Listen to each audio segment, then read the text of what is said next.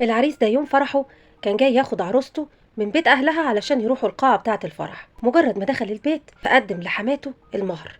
قالت له ده كام؟ قال لها 100,000. قالت له لا أنا عايزة 500,000. قال لها إيه الكلام ده؟ مش هو ده اللي اتفقنا عليه. قالت له معلش أنا رجعت في كلامي، بنتي مش أقل من أي واحدة في العيلة، لازم يتقدم لها 500,000. قال لها طيب نمشي الفرح النهارده وليك عليا هجيب لك باقي الفلوس. قالت له لا. بنت اخته ردت وقالت لها يجيبهم لك منين دلوقتي؟ قالت لهم ماليش دعوه، بنتي مش هتخرج من هنا الا ما يدفع مهر ياها زي اي واحده من العيله. فالعريس قال للعروسه وانت ايه رايك في الكلام ده؟ قالت له انا ما اقدرش ازعل ماما وما اقدرش اكسر كلمتها. في القاعه كل شويه يتصلوا بيه، فرد عليهم وقال لهم خلاص مفيش فرح. لو انت مكان العروسة دي كنت هتروحي مع عريسك ولا هتسمعي كلام اهلك؟ وانت لو مكان العريس ده كنت هتتصرف ازاي؟ منتظرة ردكم في التعليقات، وما تنسوش تصلوا على النبي عليه افضل الصلاة والسلام.